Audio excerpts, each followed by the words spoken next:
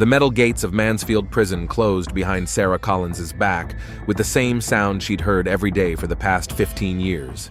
Only now she was on the other side.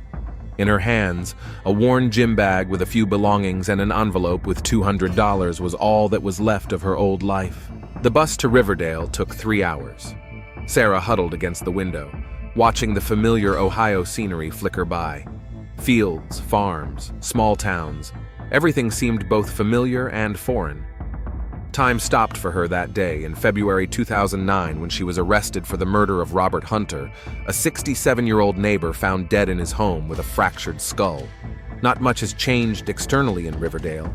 The same wide streets, the same mid-century brick houses, the same smell from the steel mill that employed half the town.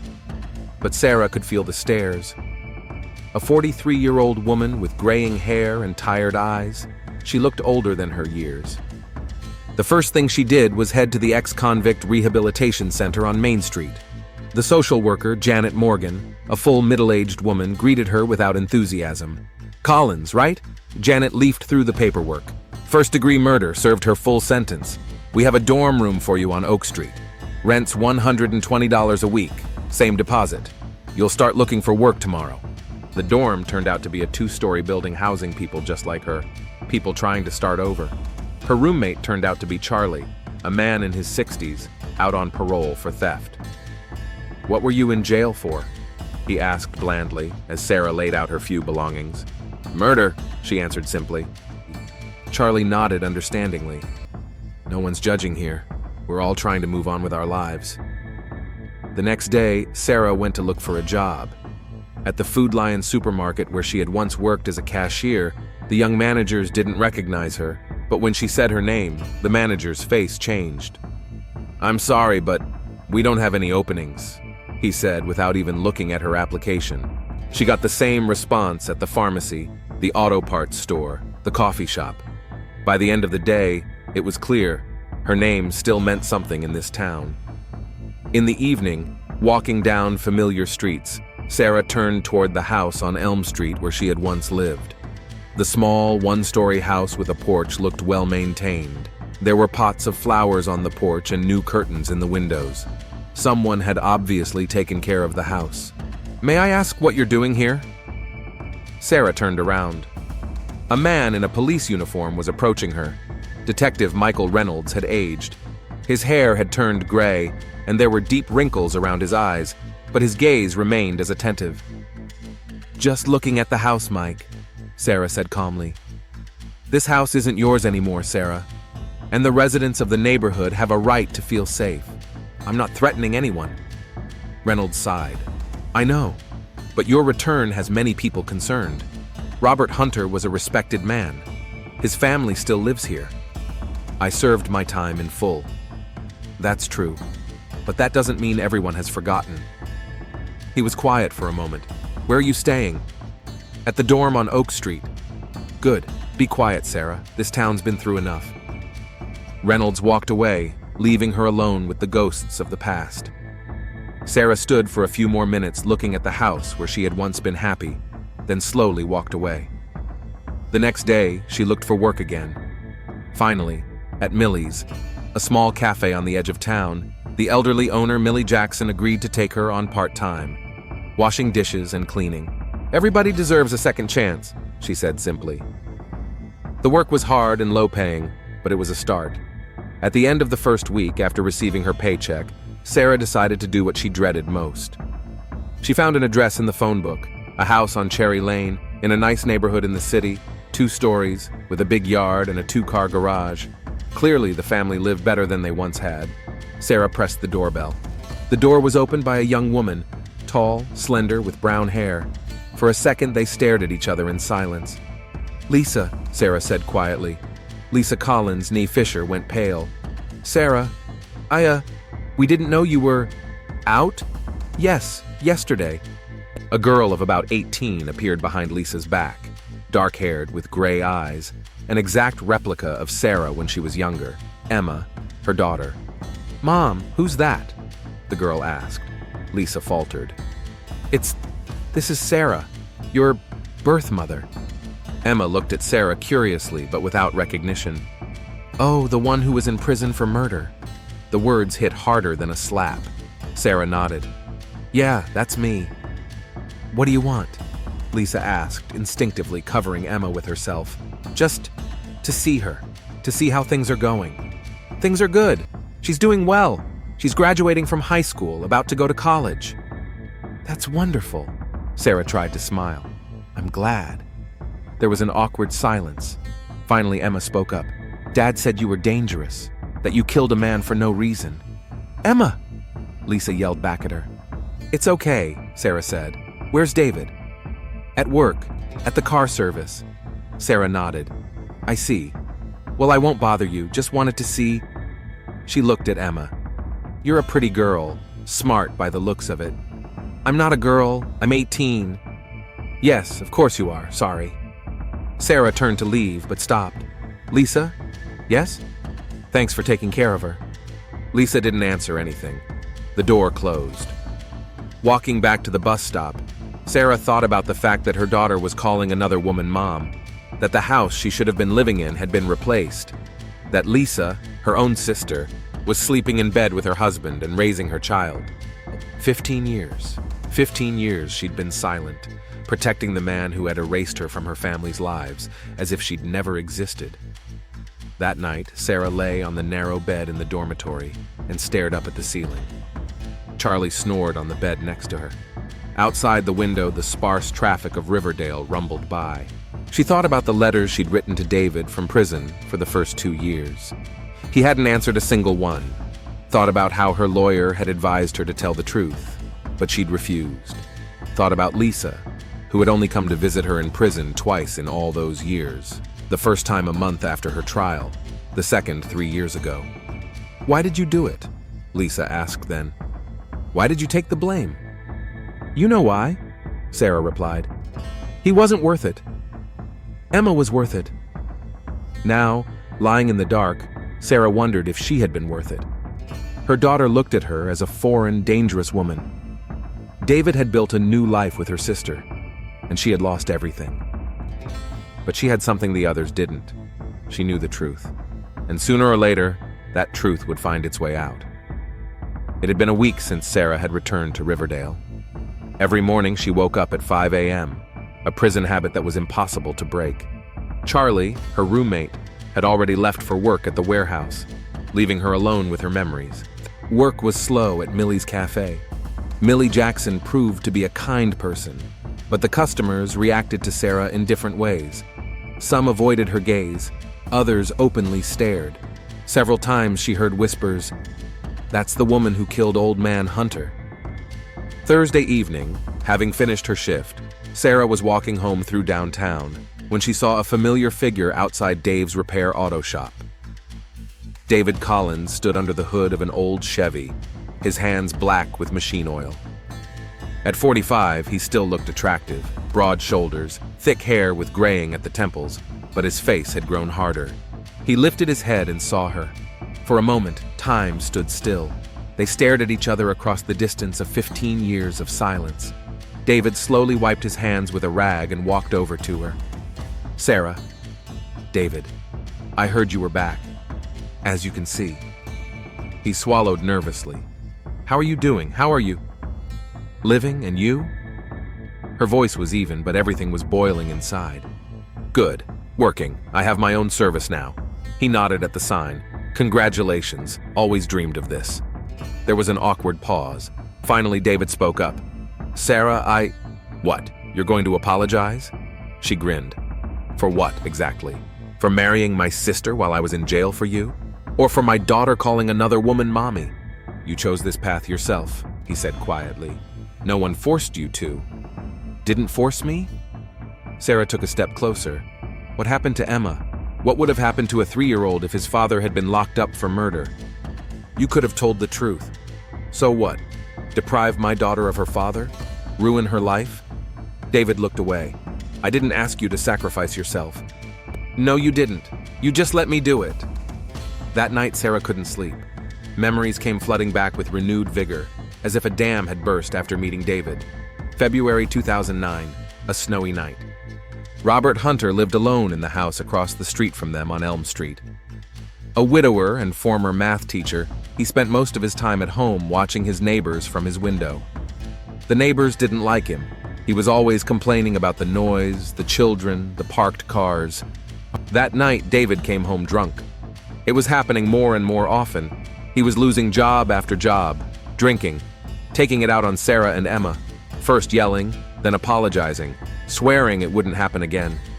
"That bastard was complaining about my car again," he muttered, tossing his keys on the table. "Says I'm blocking his view. What fucking view?" "Dave, don't swear in front of the baby," Sarah said, pointing at 3-year-old Emma, who was playing with dolls on the floor. "Don't point at me," he exploded. "I'm working like a dray horse, and that old geezer—" "You're not working. You were fired last week."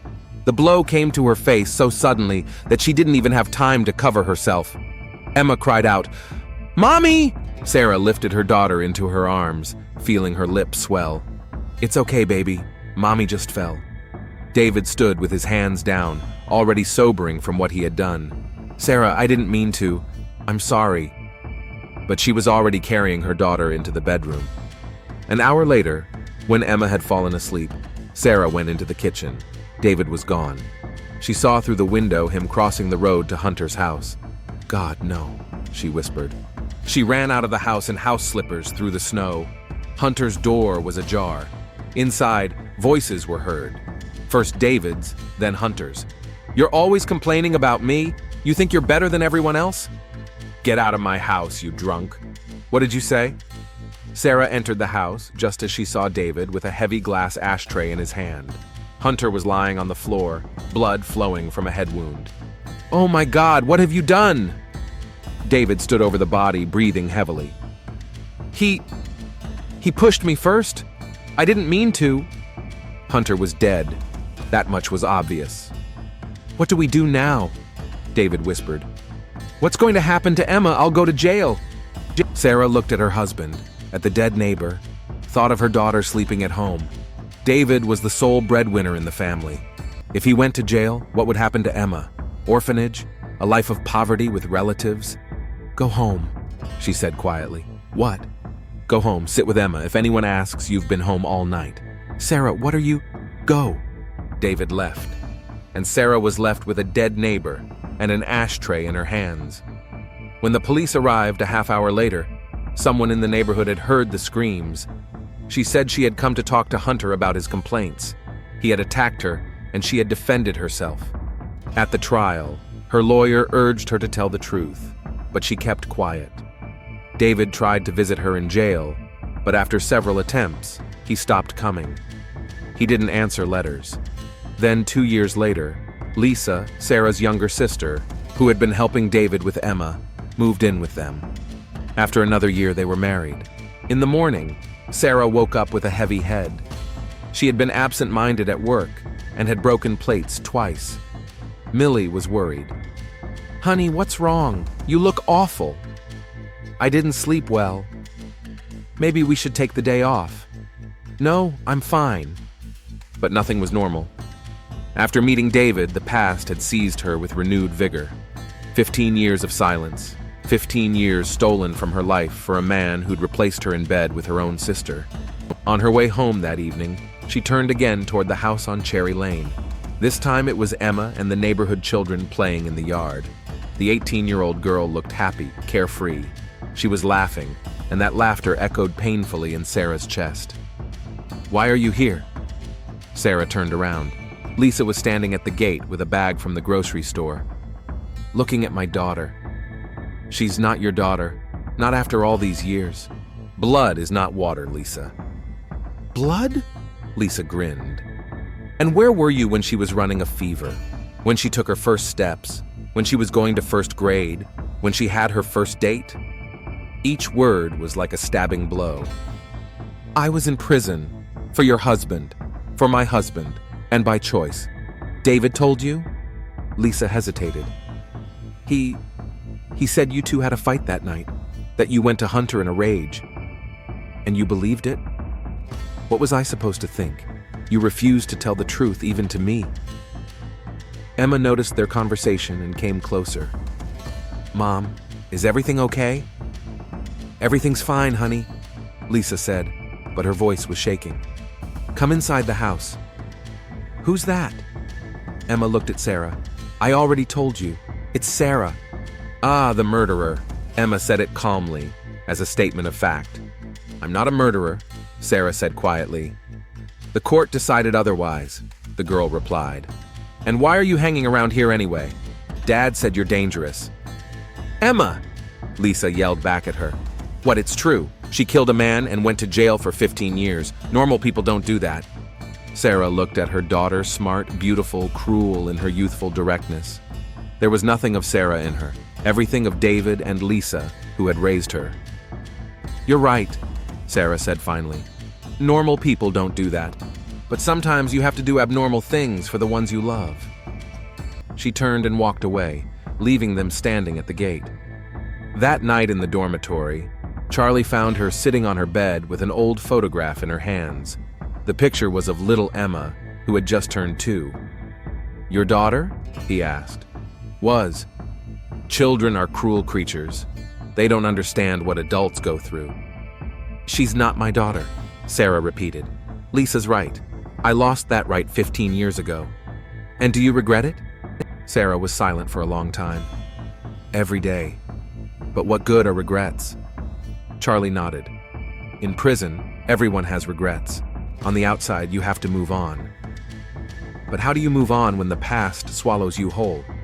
How do you live knowing that your sacrifice was in vain? That the man you sacrificed everything for built his happiness on your bones?" Sarah lay back on the bed and closed her eyes.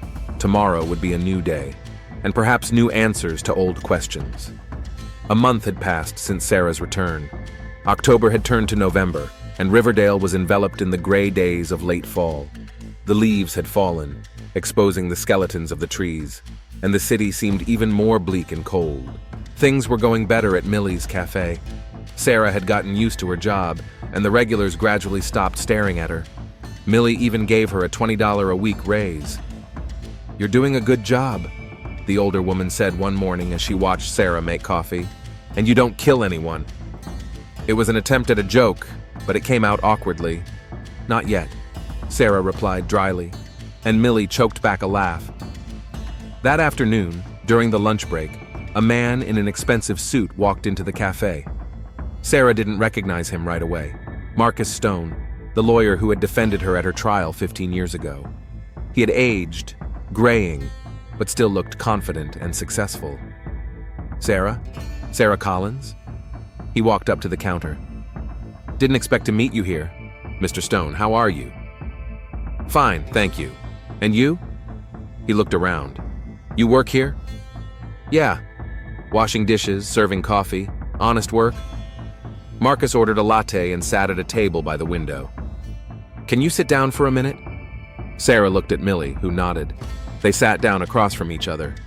"You know," Marcus began, stirring his coffee, "I still think about your case. You were my strangest client." "Why?" "Because you refused to defend yourself. I had a feeling you were hiding something." Sarah didn't answer anything. "There were no witnesses. Your version of self-defense was weak, but not impossible.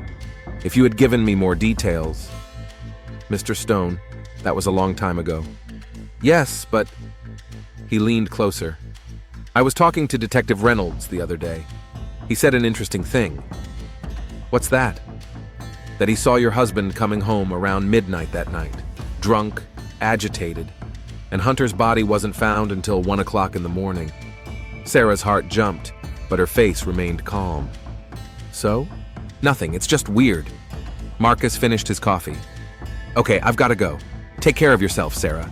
And if you ever want to talk..." He left his card and left. That night, Sarah couldn't concentrate on anything.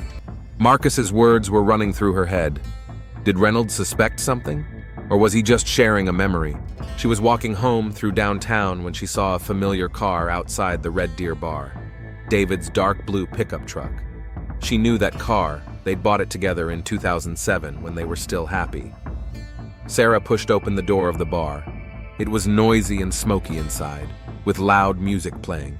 David was sitting behind the bar with a mug of beer, talking to the bartender about something. She walked over and sat down next to him. "Whiskey, double," she said to the bartender. David turned around. Sarah, what are you doing here? Drinking. So are you, by the looks of it. They sat in silence while the bartender prepared her order. Finally, David said, You shouldn't be here. Why? Afraid your wife will see? Lisa works until 10, but that's not the point. What is? David finished his beer and ordered another mug. People are saying that you're stalking us. Stalking? Sarah grinned.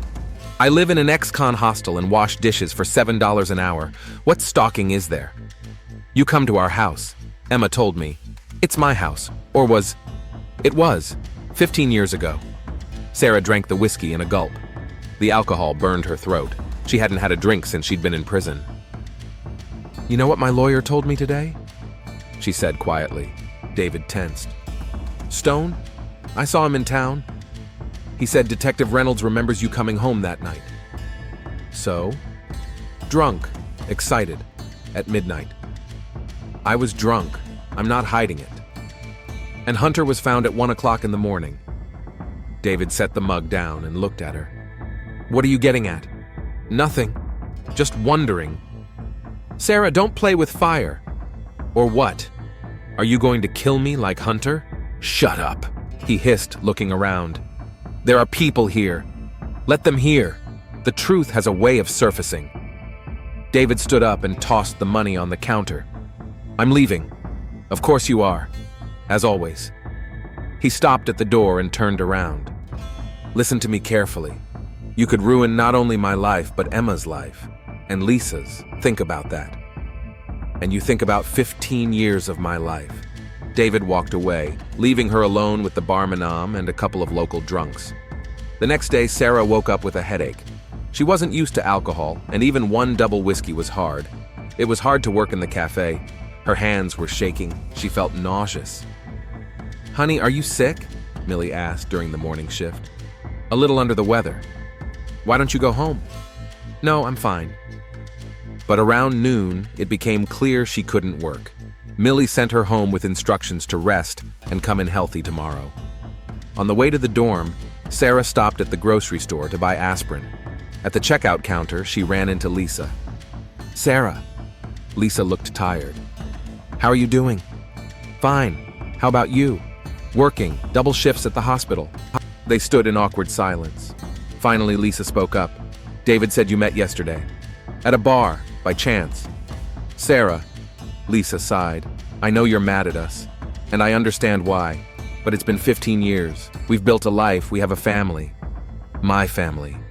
Your family fell apart the night you killed Hunter. I didn't kill Hunter. Lisa froze. What? You heard. But the trial, you confessed. I took the blame. That's different. Lisa went pale. Sarah, what are you saying? What I should have said 15 years ago, but was a fool. If not you, then who? Sarah looked her in the eye. Ask your husband. She left Lisa standing in shock between the rows of canned goods and walked out of the store. That evening, a car pulled up to the dormitory. Sarah looked out the window of her second-floor room and saw David and Lisa get out of a dark blue pickup truck. They were arguing about something in the parking lot, waving their arms. Finally, they entered the building. A few minutes later, there was a knock on the door. Charlie opened it. Sarah Collins? David asked. Who's that interested? Charlie was wary. Sarah was telling him about her situation. Her ex-husband. Charlie looked at Sarah. She nodded and he walked out, leaving them alone. Lisa looked worried, eyes red from crying. David was grim and angry. What did you tell her? He began at once. The truth. What truth? The one you know better than I do. Lisa sat down in the only chair in the room. Sarah, I don't understand. If you're innocent, why have you kept quiet all these years? Ask him. I'm asking you.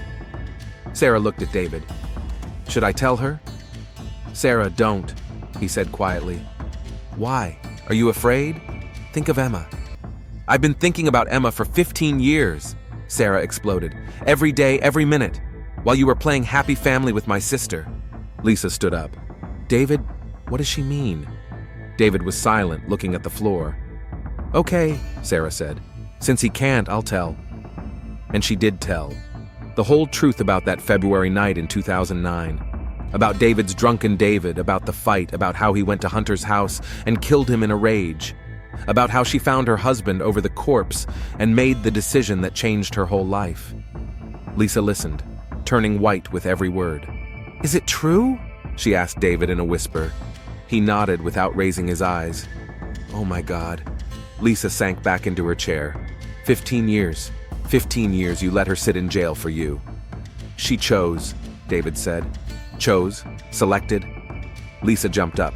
"She sacrificed her life for your family." "And for you too," Sarah added quietly. "If David had gone to jail, who would have taken care of Emma? You were working as a nurse for pennies, living with your parents." "But I didn't ask you to." "No, you didn't. No one asked me to. I just did what I thought was right." Lisa looked back and forth at Sarah and David. "And then you married me, knowing that my sister was in jail for you." "Lisa, I loved you." "Shut up!" she shouted. "Just shut up!" She ran out of the room. David wanted to follow her, but Sarah stopped him. "Where are you going?" "To get my wife." "She's not your wife anymore. Not after today." "Sarah, you don't realize what you've done." "I do, told the truth. You destroyed our family." I ruined?" Sarah laughed, but the laughter was bitter.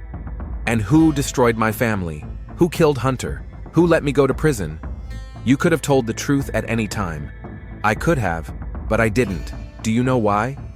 David was silent. "Because I loved you. Because I loved Emma. Because I was a fool who thought the sacrifice was worth it." "And now you regret it?" Sarah stared at him for a long moment. At the man she'd lost the best years of her life for, who had built happiness on her bones and didn't even feel grateful.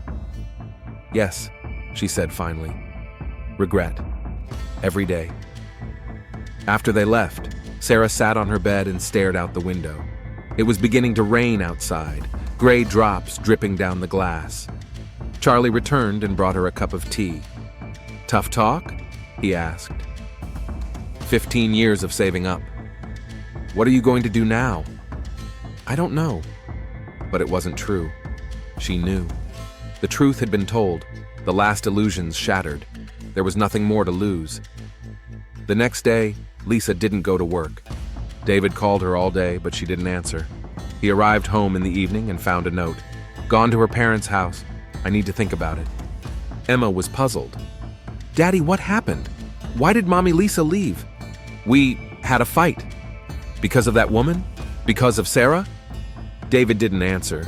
He'd gotten drunk that night, a lot, and went to the Red Deer bar again, hoping to drown out the voices in his head. Sarah found out what had happened the next day from Millie, who knew everyone and everything in town. "Heard Lisa Collins went to stay with her parents in Columbus," the older woman said, wiping glasses. "They say there's big trouble in the family." "Yeah?" Sarah tried to sound indifferent. "David drinks like a cobbler. Barely made it home yesterday. Good thing the police didn't catch him." "What about Emma?" "The girl's not herself. Doesn't know what's going on." Sarah pictured her daughter, confused, scared, alone with her drinking father. Her heart clenched. "Shouldn't we do something?" Millie asked. "After all, Emma is your daughter. She doesn't think of me as a mother. Children don't always know what's best for them."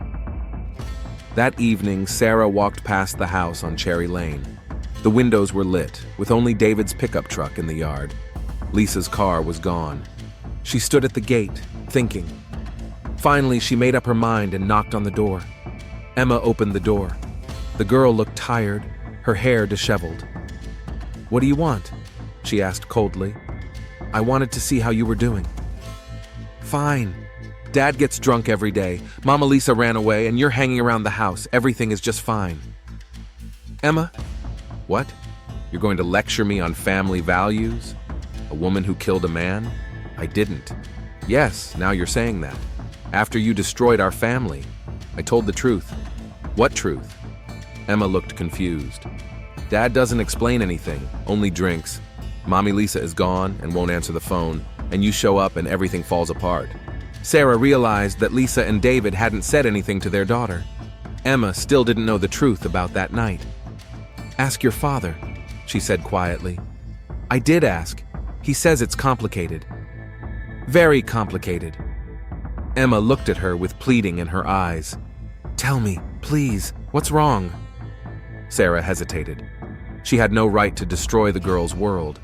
But did David have the right to build that world on lies? Your father killed Robert Hunter, she said at last. And I took the blame so you wouldn't be left without parents. Emma stood in the doorway, blinking as if unable to understand the words. What? She whispered. You heard. That... It's not true. Daddy couldn't... He could, and he did. Emma swung around, grabbing the door jamb. No, it's not true. You're lying. Ask him. Papa! Emma screamed into the back of the house. Daddy, come here!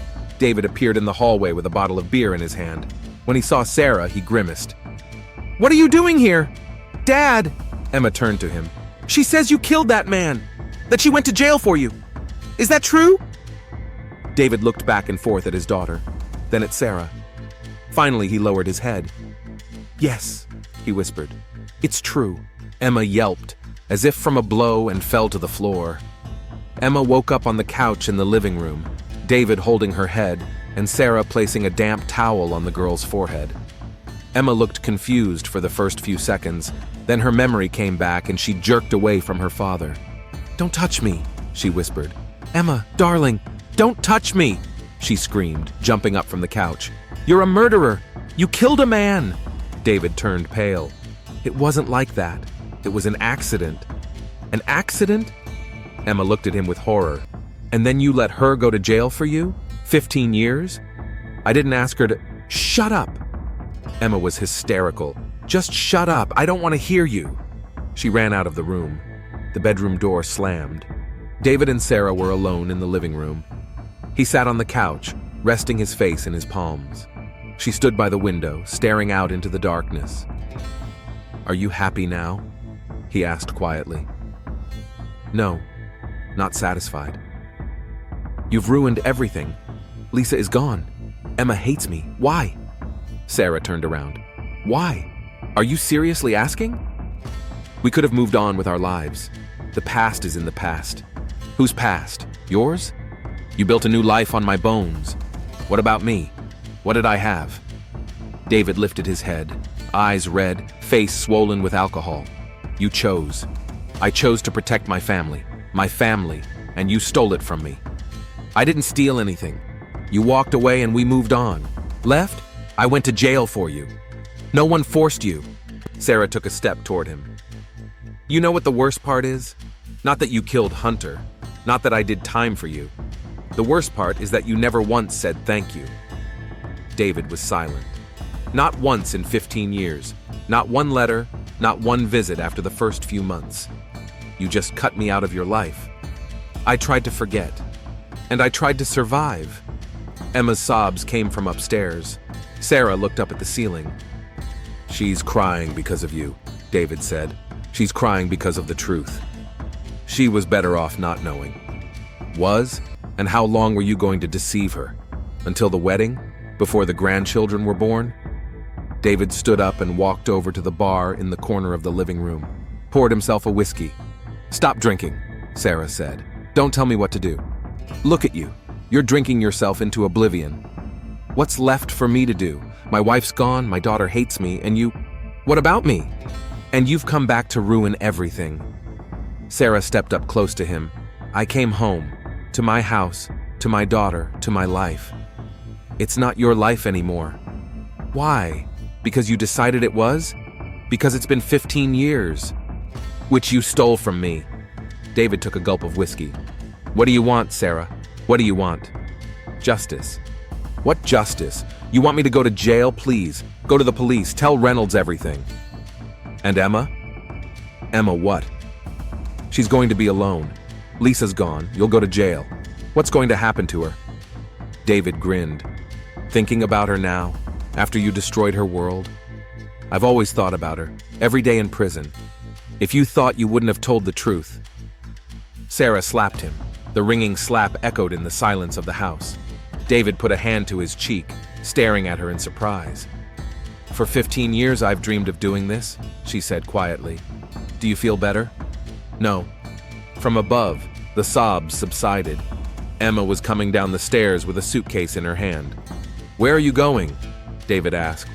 "To Mama Lisa's, to Columbus." "Emma, wait. Stay away from me." The girl was pale but determined. "I don't want to see you.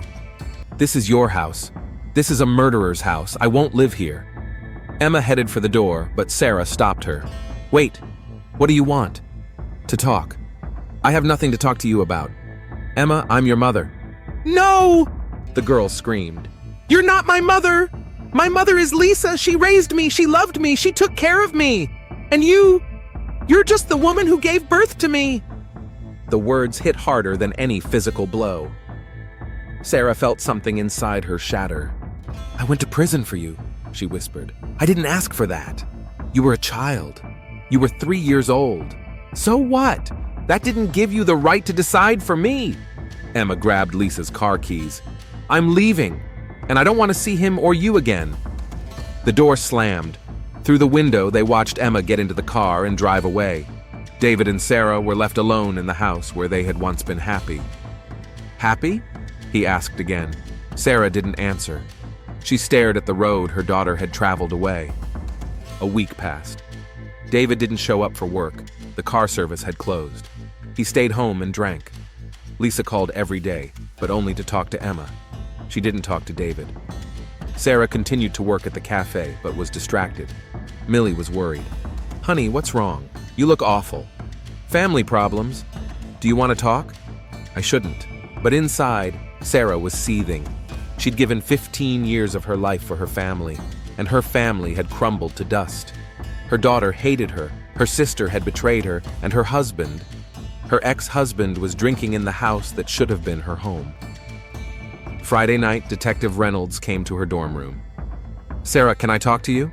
Charlie discreetly walked out, leaving them alone. "About what?" Sarah asked. "About the Hunter case." Her heart skipped a beat. "The case is closed." "No, it's not closed. I have questions." Reynolds sat down in the only chair, pulled out a notepad. "Attorney Stone spoke to me last week. Said some interesting things." "Like what?" "That you may have been defending someone." Sarah was silent. "I also talked to the neighbors. Mrs. Harris remembers seeing your husband that night. Drunk, agitated. David often came home drunk." "Yes, but not at 1 o'clock in the morning, and not in that condition." "Where are you going with this, Mike?" Reynolds closed the notebook. "To the fact that I should have asked these questions 15 years ago. But back then we had a suspect who confessed. The case was simple. And now you think I'm innocent? I think I might have been wrong." Sarah stood up and walked to the window. "And if you were wrong, what then? Then the real killer should be punished. After 15 years? Time is irrelevant to justice." Sarah turned around. "But to me it does. I lost 15 years of my life, a daughter, a family. What will your justice do for me?"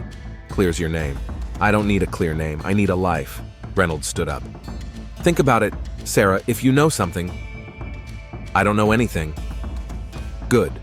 But if you change your mind..." He left his card. "Call me anytime." After he left, Sarah sat on the bed for a long time, twirling the business card in her hands. She could have told the truth. David would go to jail. Justice would be served. But what would that do for her? Emma hated her anyway. Lisa was gone. And she herself, what did she have? A $7 an hour job and a room in an ex-con dorm. Saturday morning, Sarah didn't go to work, told Millie she was sick. Instead, she went to the house on Cherry Lane. David opened the door in his underwear, drunk and unshaven. "What do you want?" "To talk." "There's nothing to talk about." "There is." She walked past him into the house. The living room was chaos. Empty bottles, dirty dishes, clothes on the floor. "You live well," she remarked. "Beautiful. What did you want?" "Reynolds came to see me." David sobered instantly. "What did he say?" "That he suspected you." "Shit." "Yeah, shit. What are you going to do?" David slumped on the couch. "I don't know. Run away, I guess." "To where?" "Whatever. Mexico, Canada." "What about Emma?" "Emma hates me. She'll be better off without me." Sarah sat down next to him. "David, listen to me carefully." "What?" "I can fix this." "How?" Confirm your alibi. Say you were home that night. David looked at her in surprise. Why? For Emma's sake. I thought you said you were sorry. I do, but that doesn't change the fact that Emma is my daughter, and I don't want her to lose her father. Even after everything? Even after everything. David was silent for a long time. Finally, he said, "And what do you want in return?" "Nothing. No one does anything for nothing." Sarah stood up and walked to the window. "I want you to leave." "Where to?" "Whatever. Out of Riverdale. Out of Emma's life. Out of my life." "Sarah, I've got your back with the police, but you're disappearing. Forever." "And if I say no?" Sarah turned around. There was something in her eyes that David hadn't seen before. Something cold and determined. "Then I'll tell Reynolds everything, down to the smallest detail." "You can't prove it." "I can. I remember every detail of that night. Every word. And believe me, David, I'm very convincing." He knew she was telling the truth. Sarah had always been stronger than him. That was why she was able to take the blame. "All right," he said finally. "I'll go along with it." "Smart. But I have a condition." "What's that?" "I want to say goodbye to Emma." "She won't want to see you." "That's my right. She's my daughter." "No," Sarah said quietly. "She's my daughter, and I won't let you hurt her anymore." "Sarah, be reasonable." "I've been reasonable for 15 years. I won't be anymore." David stood up. "And if I don't agree to your terms, then I'll see you in court." They stared at each other like two boxers before the last round. 15 years of silence, pain, and betrayal hung between them. "You know what the funny thing is?" David said. "What?" "You think you've won, but you're not getting Emma back. She hates you." "Maybe, but she hates you too. The difference is, I loved her for 18 years, and you lost that right the night you chose prison." The blow was precise and painful. Sarah felt something inside tearing again. "Get out," she whispered. "What?" "Get out!" she screamed. "Immediately!" David went to the stairs. "I'll give you a day to think about it. Come back tomorrow with a final decision." "I already have a decision. We'll see." He went upstairs to the bedroom. Sarah remained in the living room, shaking with rage and pain. Sunday evening, Sarah walked to the house again. David was waiting for her, sober and dressed. "Decided?" "Yes." I changed my mind." David grinned. "That's what I thought. What do you want?" "Nothing." "I don't understand." Sarah pulled a knife out of her bag, a long kitchen knife she'd picked up at the cafe. "I don't want anything else," she said calmly. "Not your apologies, not your promises, not your disappearance." David turned pale. "Sarah, what are you doing?" "What I should have done 15 years ago." "Wait, we can negotiate." "It's too late to negotiate." She took a step toward him. David backed away. "Sarah, think about Emma." "I've been thinking about Emma for 15 years. Now I'm thinking about me." "Don't do anything stupid." "Stupid. The stupid thing was going to jail for you." David turned and ran for the stairs, but Sarah was faster. The knife entered his back between his shoulder blades. He fell to the stairs with a cry of pain. "Sarah, please." She stood over him, breathing heavily. "You know what I realized in prison?" "What?" he wheezed. "That justice doesn't come on its own. It has to be taken." A second blow came to his chest. David wheezed, blood coming from his throat. "That's for 15 years of silence," Sarah said. The third blow was to the stomach. "That's for Emma." The fourth was again in the chest. "And that's for never saying thank you." David didn't move again. Blood was spreading on the stairs. Sarah stood over her ex-husband's body, holding a bloody knife. 15 years of waiting was over. At that moment, the door opened. Lisa entered the house carrying a suitcase. "David, I'm back!" She saw the scene and screamed. Sarah turned to her sister. "Hi, Lisa. What have you done?" "Something that should have been done a long time ago." Lisa looked at her husband's body, at the blood, at her sister with the knife in her hands. "You killed him," she whispered. "Yes, I did." "Why?" "For everything. Lisa took a step toward the door, but Sarah stopped her. "Where are you going?" "To the police." "I don't think so." Sarah, step back. "You know, Lisa, this whole thing is your fault too." "Yeah? For what?" "You slept with your sister's husband while she was in jail for that husband. Raised her child, replaced her in everything." "I didn't know the truth." "You did. Deep down you did. But it was convenient for you not to ask too many questions." Lisa backed up against the wall. "Sarah, please." "You betrayed me, Lisa. My own sister." "I loved him. And me? And you too." "Not true." Sarah took a step toward her sister. The knife was still in her hand. "If you loved me, you wouldn't have slept with my husband." "Sarah, don't. If you loved me, you would have come to my prison." "I did. Twice in 15 years. Lisa pressed her back against the wall. "What do you want?" "Justice." "I'll leave him. We'll divorce." "Too late." The knife entered Lisa's chest easily, almost without resistance. She looked at Sarah in surprise, as if not realizing what was happening. "Sarah," she whispered, sinking to the floor. "Why?" "I'm sorry," Sarah said quietly, "but I can't take it anymore." Lisa died a few minutes later. Sarah sat beside her on the floor, holding her hand. The house was quiet now, 2 bodies, blood on the floor, and a woman who had waited 15 years for this moment. Sarah stood up, wiped the knife on the curtains, and walked out of the house. It was dark and quiet outside. No one saw her leave. Tomorrow the bodies would be found. Tomorrow the investigation would begin. But tonight, for the first time in 15 years, Sarah Collins felt free. Sarah returned to the dormitory at 11:30 in the evening. Charlie was already asleep, his quiet snoring filling the room. She quietly undressed, folded the bloody clothes into a plastic bag, and hid them under the bed. She tossed the knife into the trash can on the way out. She lay down on the narrow bed and closed her eyes.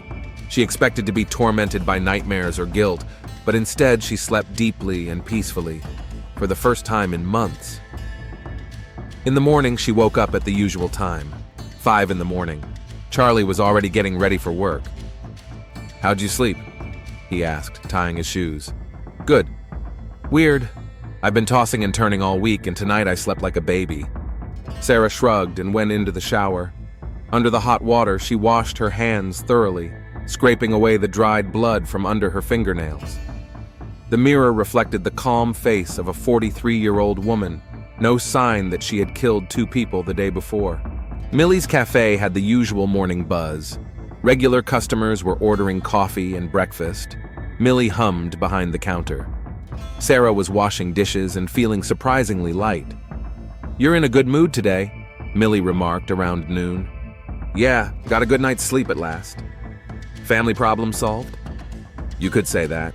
At 2:30, Detective Reynolds entered the cafe. His face was serious, tired. He sat down at a table by the window and ordered coffee. Sarah brought him a cup. "Rough day?" "Very hard." Reynolds looked at her carefully. "Sarah, I need to talk to you." "About what?" "Not here. Can you step back for a minute?" Millie nodded, and Sarah stepped outside with Reynolds. "What's wrong?" she asked. "They found the bodies of David and Lisa Collins." Sarah feigned shock. "What? When?" "An hour ago. A neighbor saw the door open and called the police." "Oh my God, what happened to them?" "Murder. Both stabbed to death." Sarah covered her mouth with her hand.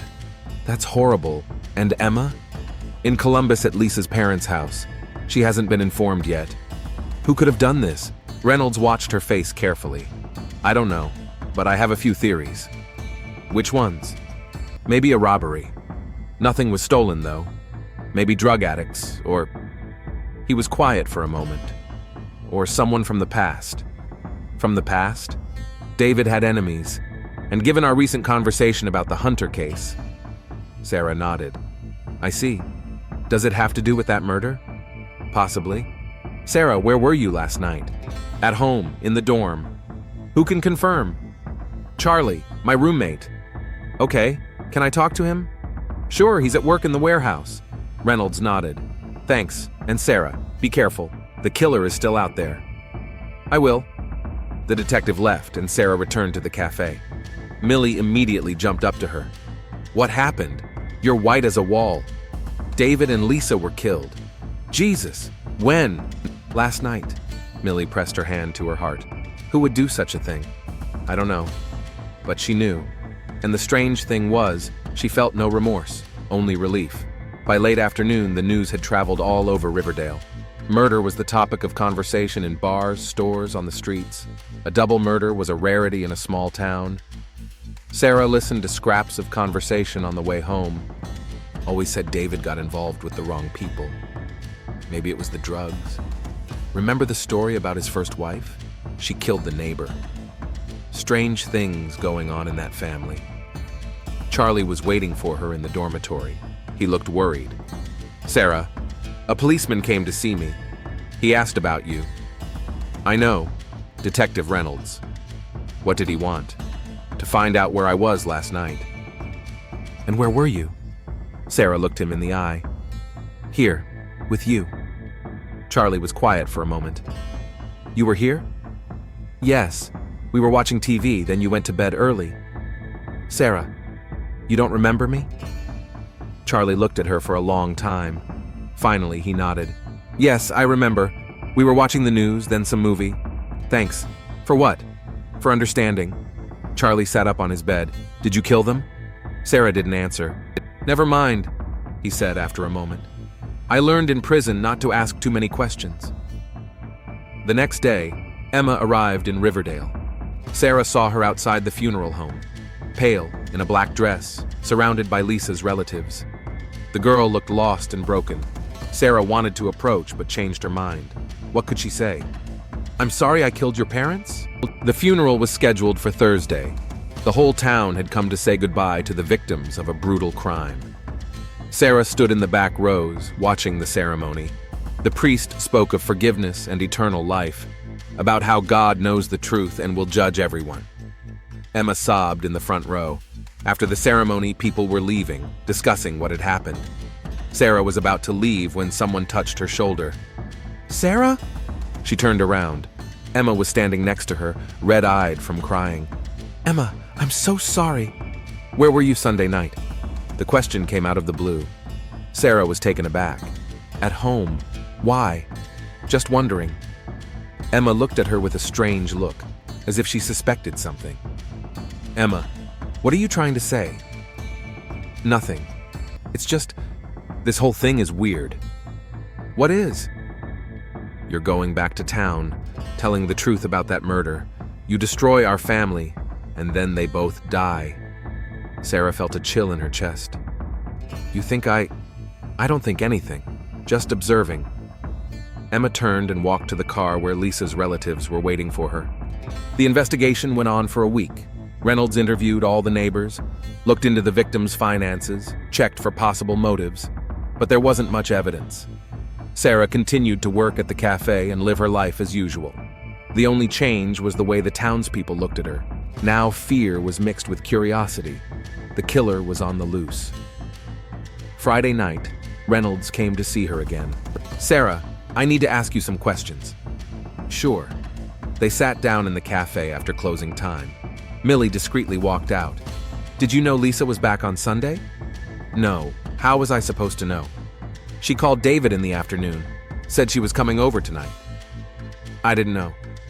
"What did you do on Sunday?" "Resting, read. Went to bed early." "Charlie confirms your alibi." "Good." Reynolds was quiet for a moment. "You know, Sarah, I have a strange feeling about this case." "What's that?" "That it's connected to the past, with Hunter's murder." "Maybe. I also have a theory." "What's that?" Reynolds leaned closer. "That you know more than you're saying." Sarah met his gaze. "Mike, I did 15 years for murder. Do you think I'd do any more killing?" "I don't know. Would you?" "No." "Good." Reynolds stood up. "But if you remember anything, I will." After he left, Sarah sat in the empty cafe and thought. Reynolds suspected, but he had no proof. Charlie had given her an alibi. She'd left no evidence at the crime scene. She was safe. But then why did she feel so empty? After a month, the investigation hit a dead end. Reynolds was forced to admit that the killer had probably left town. The case was reclassified as unsolved. Emma sold the house on Cherry Lane and went to Columbus to stay with Lisa's relatives. Before she left, she stopped at a coffee shop. "I'm leaving," she said. "I know, I heard. I won't be back." "I understand." Emma was quiet for a moment. "Do you know who killed them?" "No." "If you did, would you tell the police?" Sarah hesitated. "I don't know." Honest answer. They looked at each other. Mother and daughter who had never been able to find common ground. "Emma," Sarah said quietly, "I'd like to..." "What?" "To be a better mother." "But you weren't." "No, I wasn't." Emma nodded. "At least you admit it." She turned and walked toward the exit. "Emma," Sarah called out to her. "What?" "If you ever want to talk, I won't." The door closed. Sarah never saw her daughter again. A year passed. Winter changed to spring, spring to summer. Riverdale lived its normal life, gradually forgetting about the Cherry Lane murders. Sarah was still working at Millie's cafe. Millie had promoted her to head waiter and even let her cook occasionally. Life was getting better, as good as it could get. But at night, Sarah was often awake. Not because of nightmares or remorse. There were none. Just thinking about how revenge wasn't as sweet as she'd expected. David and Lisa were dead, but that didn't bring back the years she'd lost. Didn't bring back her daughter. Didn't give her life back. She thought about justice. Had it been restored? David had been punished for Hunter's murder, albeit 15 years later. Lisa had paid for her betrayal, but was it justice or just revenge? Sometimes she thought about turning herself in to the police, telling Reynolds everything, to be punished. But what good would that do? Emma hated her anyway, and she herself. Hadn't she given enough to the community? In December, a letter arrived at her dorm. No return address, unfamiliar handwriting. "Sarah, I know what you did. And I know why. Don't worry, I won't tell anyone. I just wanted you to know you're not alone. Some wounds never heal. Some pain never goes away, and sometimes the only way to stop the pain is to hurt the person who caused it. I understand you, girlfriend." Sarah read the letter several times, then burned it in the sink. Whoever had written it understood. Maybe it was another woman, another story, another pain. Maybe she really wasn't alone. Another 6 months passed. One evening, as she closed the cafe, Sarah saw a familiar figure across the street. Detective Reynolds was standing by his car, staring at her. She walked over to him. "Mike, how's it going?" "Fine. How about you?" "Fine, too." They stood in the evening twilight, two men bound by an unsolved crime.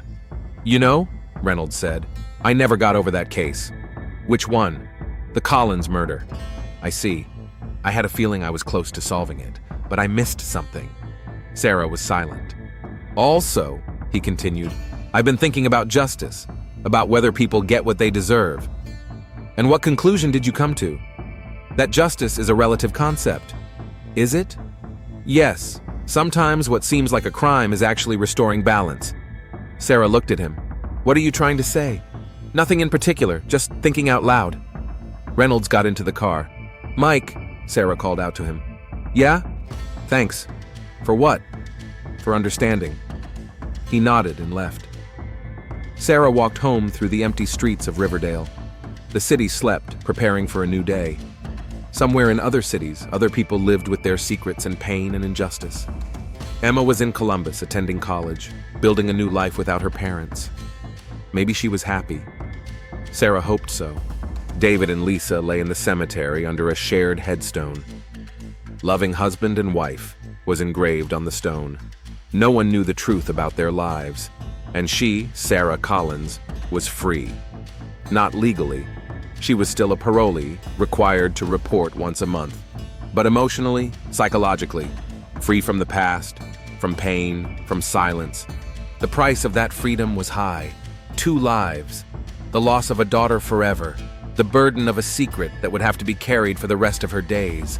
But on that December night, walking through the sleeping city, Sarah did not regret her choice. Justice had been done. Not perfect, not pure, but justice. 15 years of silence was over. A new chapter had begun, a chapter of life after revenge. And for the first time in years, Sarah Collins felt truly alive. Charlie was already asleep in the dormitory. Sarah undressed quietly and lay on her bed. Snow was falling outside the window, covering Riverdale with a white blanket. Tomorrow would be a new day, and new opportunities for the life she'd reclaimed from the past. The story was over, but life went on.